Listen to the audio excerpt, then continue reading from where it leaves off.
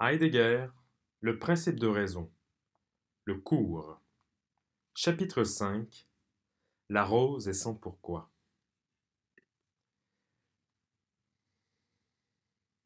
Leibniz a vu le principe de raison comme l'un des principes suprêmes.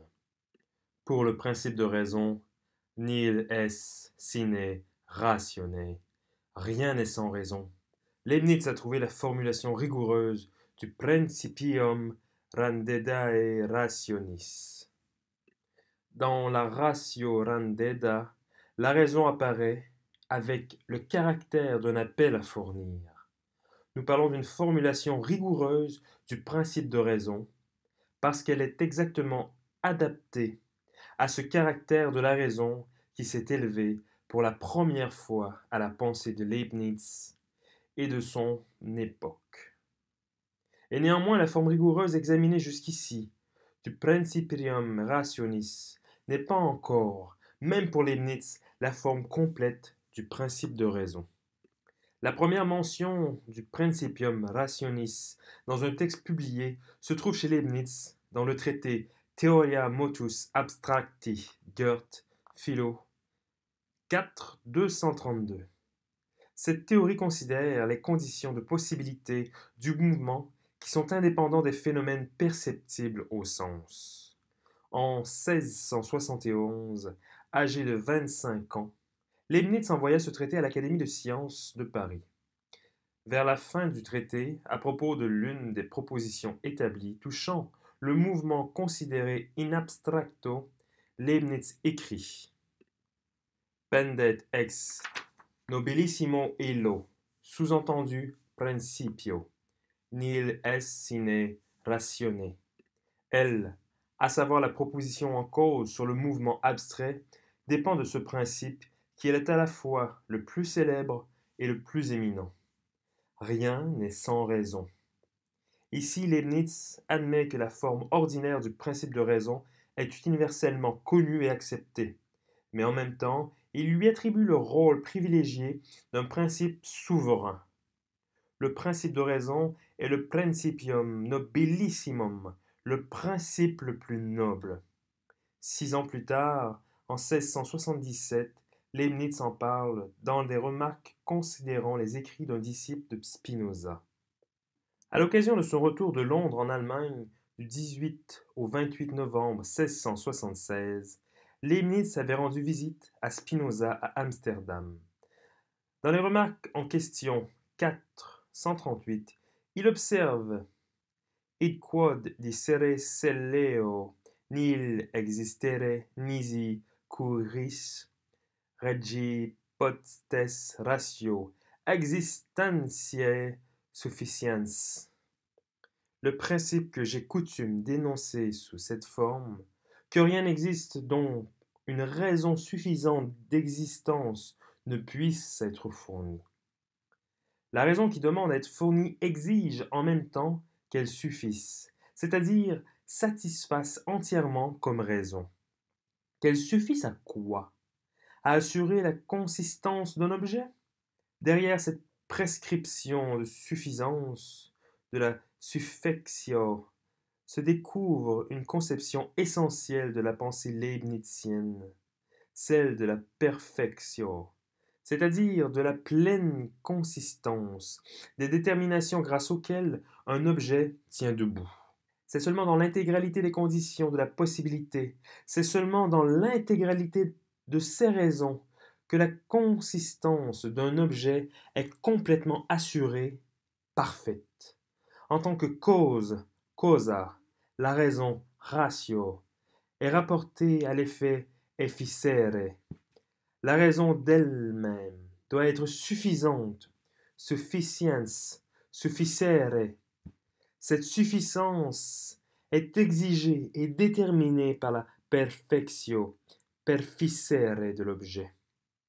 Ce n'est certes pas un hasard si, dans la région du principe de raison, la langue parle, comme de lui-même, deficere, sufficere, perficere, c'est-à-dire d'un multiple facere, faire, d'un produire, et de le livrer.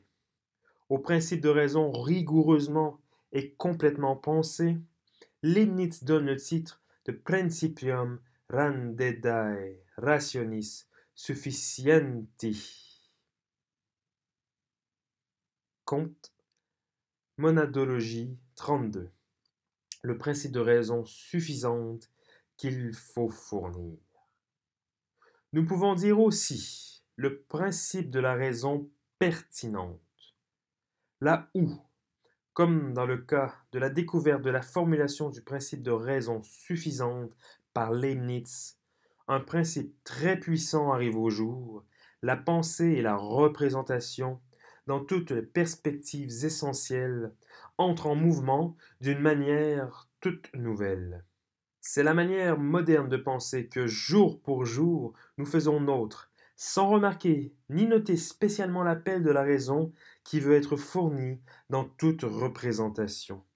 Aussi Leibniz, plus dans le secret de l'histoire que dans la révélation que nous apporte l'histoire, ne détermine-t-il pas seulement le développement de la logique moderne vers la logistique et la machine à penser, pas seulement non plus l'interprétation plus radicale de la subjectivité du sujet qui se fait jour dans la philosophie de l'idéalisme allemand et de ses ramifications ultérieures. La pensée de Leibniz soutient et marque de son empreinte la tendance principale de ce qui, pensé d'une façon suffisamment large, peut être appelé la métaphysique de l'époque moderne. C'est pourquoi le nom de Leibniz n'apparaît pas dans nos réflexions pour évoquer un système philosophique du passé. Ce nom sert à désigner la présence d'une pensée dont nous n'avons pas fini d'éprouver la force, d'une présence qui attend encore que nous la rencontrions. C'est seulement par un regard en arrière, par une considération de ce que pensait Leibniz, que nous pouvons caractériser l'époque présente, l'âge atomique, comme ce qui est entièrement soumis à la puissance du Principium Randedae Rationis Sufficiensis. L'invitation à fournir la raison suffisante de toute chose représentée parle dans ce qui aujourd'hui s'est objectivé sous les noms d'atomes et d'énergie atomique. Toutefois, à y penser rigoureusement, c'est à peine si nous avons encore, comme on va le voir, le droit de parler d'objectivation. Regardons-y de plus près. Nous nous mouvons déjà dans un monde où il n'y a plus d'objets. Mais ce sans-objet n'est pas pour autant inconsistant.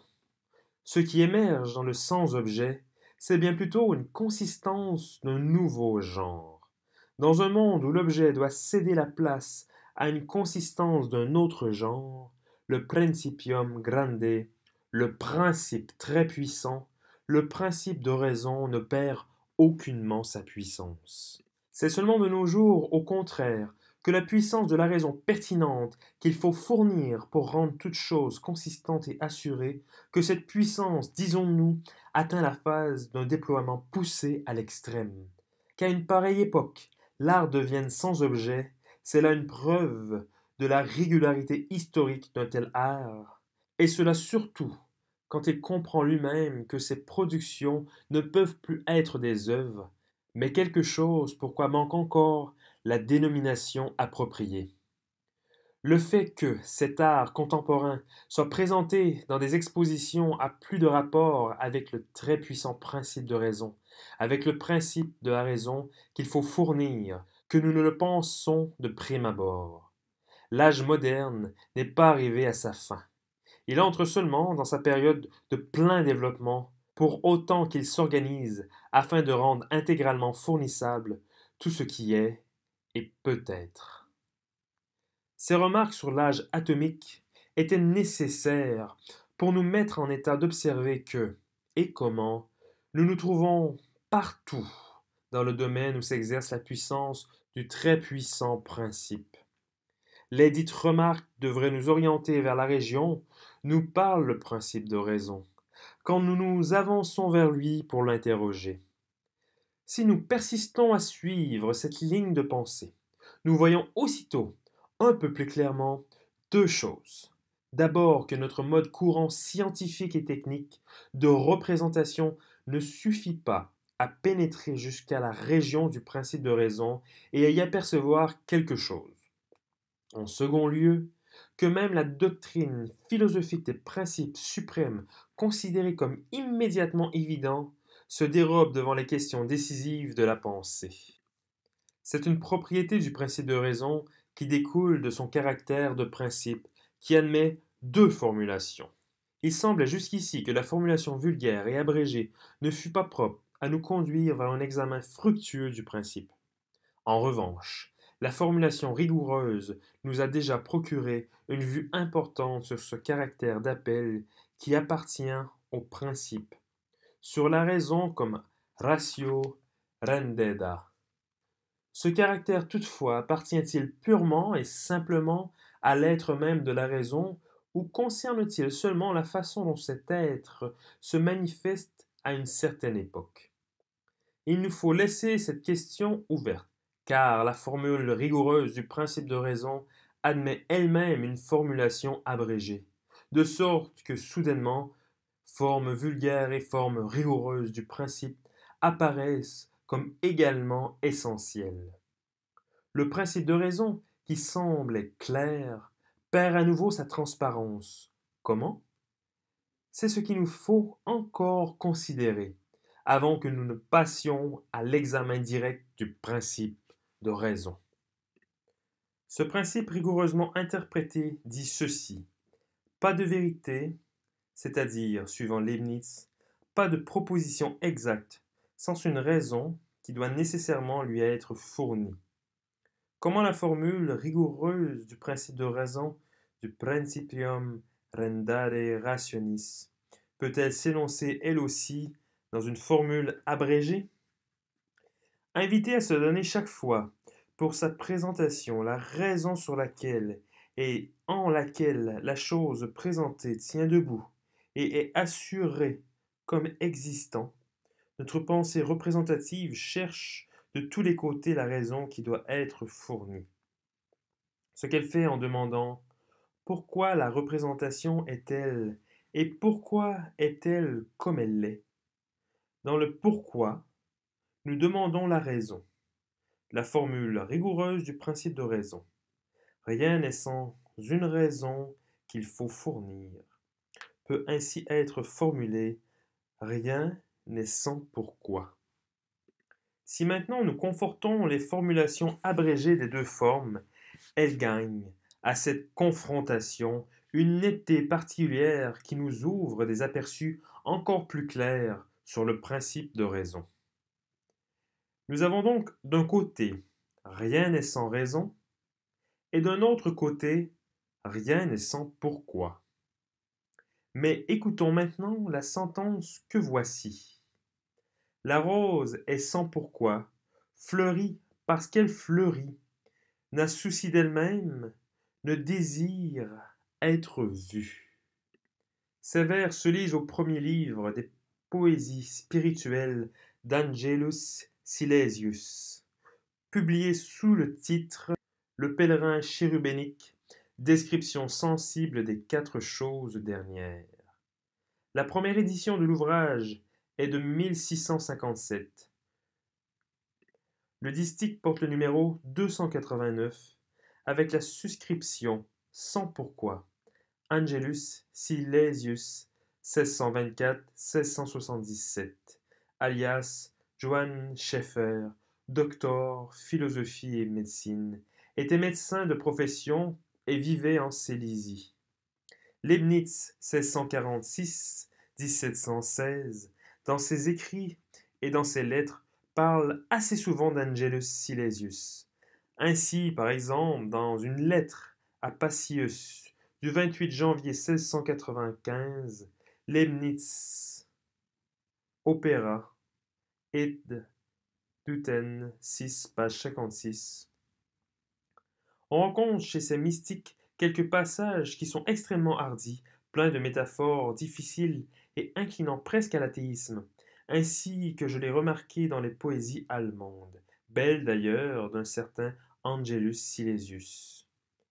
Et Hegel écrit dans son cours esthétique 10 477, Glockner 12 493, l'unité panthéistique, désormais bien mise en évidence quant au sujet, lequel s'éprouve lui-même dans cette unité avec Dieu, et éprouve Dieu comme cette présence dans la conscience subjective, c'est là ce qui, d'une façon générale, produit la métaphysique, telle qu'elle s'est développée dans le christianisme de cette façon plus objective. Comme exemple, je citerai seulement Angelius Silesius, lequel, avec la plus grande hardiesse et profondeur de vue et de sentiment, et avec une puissance d'expression merveilleusement mystique, a dit l'existence substantielle de Dieu dans les choses, l'union du soi avec Dieu, et de Dieu avec la subjectivité humaine. Ces jugements de Leibniz et de Hegel sur Angelus Silesius veulent seulement montrer que notre citation du sans pourquoi a été prise à une source importante, à quoi l'on opposera aussitôt qu'en fait de source, il s'agit ici de mystique et de poésie. L'une aussi peu que l'autre a sa place dans la pensée. Certes, non pas dans la pensée, mais peut-être avant la pensée. Leibniz et Hegel nous attestent, eux, dont la pensée est d'une sobriété et d'une rigueur qui serait difficile à surpasser. Voyons ce qui en est dans la sentence mystique d'Angelus Silesius. La rose est sans pourquoi, fleurit parce qu'elle fleurit, n'a souci d'elle-même, ne désire être vue. Rappelons tout d'abord la formule abrégée du Principium Randanderationis de Leibniz, à savoir « Rien n'est sans pourquoi ». Les vers d'Angelus Silesius la contredisent brutalement. La rose est sans pourquoi. La rose est manifestement ici un exemple qui vaut pour tout ce qui fleurit, pousse, pour toute croissance. Dans ce domaine, suivant la parole du poète, le principe de raison n'a pas d'autorité. En revanche, la botanique établira facilement une chaîne de causes et de conditions régissant la croissance des plantes.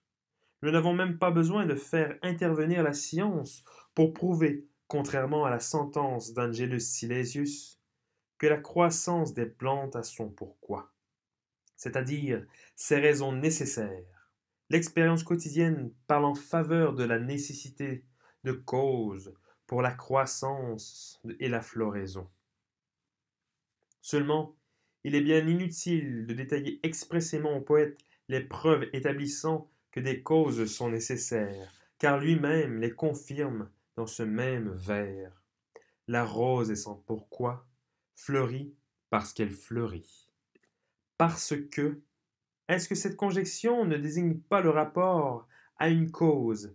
Est-ce que, pour ainsi dire, elle ne tire pas celle-ci au jour? La rose, sans pourquoi, mais non sans parce que. Ainsi le poète se contredit-il et parle-t-il obscurément? C'est en cela précisément qu'il est un mystique.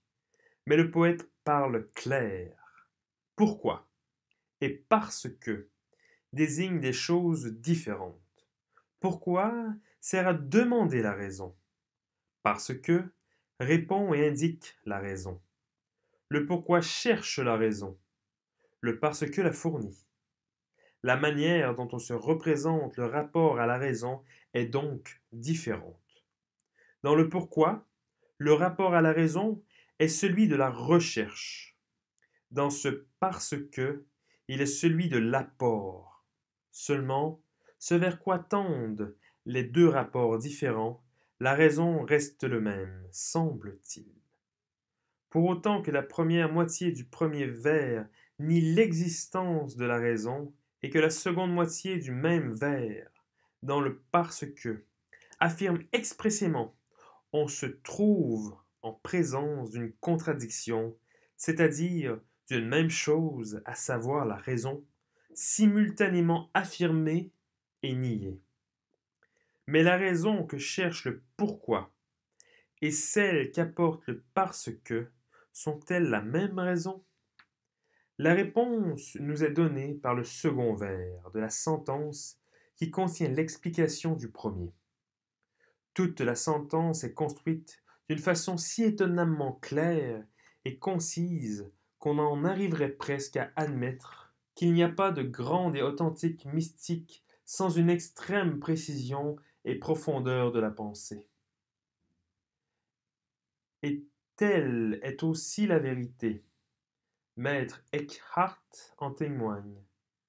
Dans la sentence d'Angelus Silesius, le second vers est le suivant. N'a souci d'elle-même et ne désire être vue. La première moitié du second vers nous dit comment il faut entendre le sens de la première moitié du premier vers. La rose est rose sans qu'elle doive penser à elle-même. Point n'est besoin qu'elle ait spécialement souci d'elle-même. La manière dont elle est rose n'exige pas qu'elle fasse spécialement attention à elle-même, ce qui veut dire à tout ce qui lui appartient, à tout ce qui la détermine, c'est-à-dire la fonde. Elle fleurit parce qu'elle fleurit. Entre sa floraison et les raisons de sa floraison ne vient pas se glisser une attention aux raisons, qui seule permettrait à celle-ci d'être en tant que raison. Angelus Silesius ne veut pas nier que la floraison de la rose est une raison. La rose fleurit parce que elle fleurit. L'homme, au contraire, pour rester dans les possibilités essentielles de son existence, doit chaque fois considérer que ce sont pour lui les raisons déterminantes et comment elles le sont. Mais de cela la sentence d'Angelus Silesius ne parle pas, parce qu'il pense à des choses encore plus secrètes. Les raisons qu'il qualifie l'être de l'homme comme liées au destin proviennent de l'être de la raison. C'est pourquoi ces raisons sont abyssales. Cf. ce qui est dit plus loin de l'autre façon d'accentuer le principe de raison. Mais la floraison de la rose a lieu lorsque la rose s'y donne tout entière et ne prête aucune attention à ce qui, comme chose différente d'elle, à savoir comme cause et condition de la floraison, pourrait d'abord opérer celle-ci. Nul besoin que la raison par laquelle elle fleurit lui soit d'abord expressément fournie. Mais il en va tout autrement de l'homme. Comment l'homme se comporte envers la raison. Le second vers de la sentence va nous l'apprendre. Il est dit que la rose n'a de souci d'elle-même, ne désire être vue.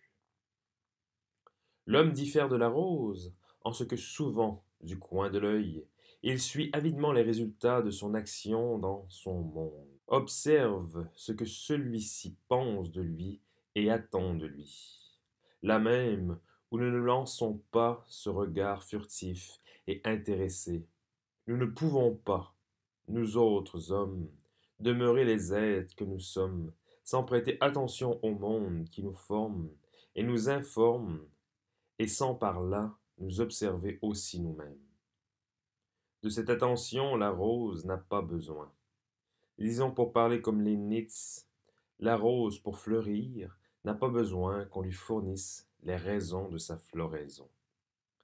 La rose est une rose sans qu'un rendere rationem, un apport de la raison soit nécessaire à son être de rose.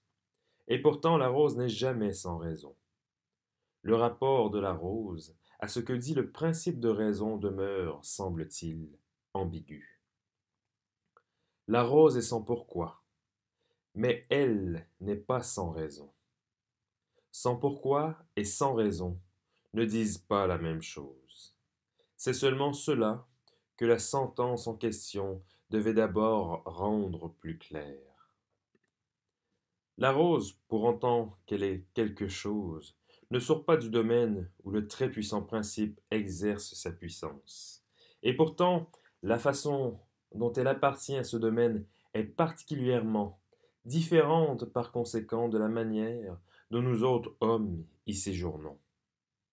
Bien courte à vrai dire serait notre pensée Si nous admettions que la sentence d'Angelus Silesius n'a d'autre sens que d'indiquer la différence des manières dont la rose, dont l'homme sont ce qu'ils sont.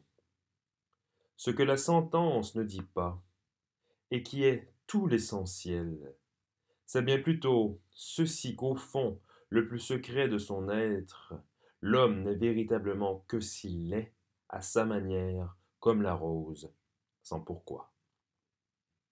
Nous ne pouvons ici suivre cette pensée plus loin. Bornons-nous à considérer la phrase « la rose est son pourquoi » et considérons-la du point de vue de la formulation rigoureuse et abrégée du principe de raison « rien n'est sans pourquoi ». Qu'avons-nous découvert? Il nous est apparu que le principium rande dae rationis n'était pas valable pour la rose, ni pour tout ce qui est à la manière de la rose. La rose est sans cette recherche des raisons qui tourne les yeux de tous côtés, sans l'apport des raisons pour lesquelles elle fleurit. La raison pour laquelle la rose fleurit n'a pas pour la rose le caractère d'un appel exigeant d'elle, et pour elle la fourniture de la raison. Si elle l'avait, à la floraison de la rose serait alors nécessaire la fourniture des raisons de la floraison, en tant que raison ici déterminante. Si la floraison est simple éclosion spontanée. En même temps, nous pouvons affirmer à bon droit que le principium rande dae rationis est aussi valable pour la rose. Il est en effet valable pour autant que la rose devienne un objet de notre représentation et que nous exigions de savoir de quelle manière, c'est-à-dire en vertu de quelle raison et à cause de quelles conditions la rose peut être ce qu'elle est. Qu'en est-il donc ici du principium randande rationis? Il est valable au sujet de la rose, non pour la rose, au sujet de la rose, pour autant qu'elle est un objet de notre représentation, non pour la rose, pour autant qu'elle se tient en elle-même, que simplement elle est rose. Nous nous trouvons ainsi placés devant une situation singulière. Une chose ici, la rose, n'est pas, à vrai dire, sans raison, et pourtant elle est sans pourquoi. Une chose rentre dans le domaine de validité du principe de raison sous la forme vulgaire. La même chose sort du domaine de validité du principe de raison sous la forme rigoureuse. Or, pour Leibniz et pour toute la pensée représentative moderne, comme nous l'avons vu dans les exposés précédents, le domaine de validité du principe de raison pensé rigoureusement est exactement aussi large, c'est-à-dire aussi illimité que celui du principe sous sa formule vulgaire. Pour Leibniz, le principe rien n'est sans raison veut dire justement autant que rien n'est sans pourquoi, suivant la sentence d'Angelus Silesius. Cette équivalence doit être rejetée. Ainsi donc, à cette méditation de la sentence d'Angelus Silesius, le principe de raison a seulement gagné de devenir encore plus impénétrable. La région où il a sa place est enveloppée de brouillard. Pour notre tentative de nous attacher à la formule rigoureuse du principe de raison, il est apparu qu'elle aussi ne conduisait à rien de clair. Nous avons alors renoncé à demander si la forme, qui d'après Leibniz est rigoureuse, est pour ainsi dire la forme fondamentale du principe de raison, sinon sa formule absolument vraie. Ce rappel de la forme donnée par Leibniz au principe de raison nous a sans doute montré qu'à la raison appartient le caractère d'une invitation à fournir le rendendum. Mais en même temps, nous nous sommes vus aussi dans l'obligation de demander d'où provient cet appel de la raison. Qui ou quoi nous appelle et veut que nous fournissions les raisons de toute représentation et pour elle? Est-ce que c'est nous, les hommes, qui soumettons notre propre pensée représentative à cette exigence qu'une raison soit toujours fournie? Ou bien est-ce le fond, la raison elle-même, qui, d'elle-même, comme fond ou raison, impose une telle exigence à notre pensée représentative? Mais comment la raison peut-elle imposer une exigence? Cette question manifeste ne peut recevoir de réponse que si nous savons, avec une suffisante clarté, en quoi consiste l'être de la raison, que si antérieurement nous nous sommes interrogés au sujet de l'être de la raison, afin d'apprendre ainsi quelque chose sur ce qu'on appelle la raison Grund, ratio. Sur ce point, le principe de raison devrait, semble-t-il, nous fournir les informations les plus directes, capables de tout éclairer. Pourquoi n'avons-nous pas interrogé tout de suite le principe de raison pour lui demander ce qu'il a à nous dire de la raison? Pourquoi, au chemin droit qui s'offrait de lui-même, avons-nous préféré des détours multiples? Réponse. Parce que ces détours nous ont procuré maintes échappées sur le principe de raison, de sorte que, maintenant et dans ce qui va suivre, à tout moment nous pouvons jeter, pour ainsi dire, un regard en arrière sur le principe de raison. Ce regard en arrière jeté sur le principe de raison comme proposition de base et principe nous découvre une vue consternante. Le principe de raison nous dit rien de la raison. Le principe de raison n'affirme rien directement touchant l'être de la raison. C'est pendant que nous faisons l'école buissonnière autour du principe de raison que cette situation nous est apparue. Notons bien ici, le principe de raison nous parle évidemment de la raison, et pourtant il ne nous dit rien au sujet de la raison comme telle. Que nous dit le principe de raison? Il est impossible de répondre à cette question avant que nous n'ayons entendu le principe lui-même. Il faut alors être attentif à son intonation, à la manière dont il est accentué. Le principe, en effet, admet deux accentuations différentes qui lui font dire des choses différentes. Jusqu'ici, nous l'entendions plutôt avec une accentuation indécise, ce qui nous a permis de le penser sous des formes différentes, sans nous soucier de savoir à quoi pouvait tenir cette diversité. Le principe de raison s'énonce. Nihil est sine ratione. Rien n'est sans raison.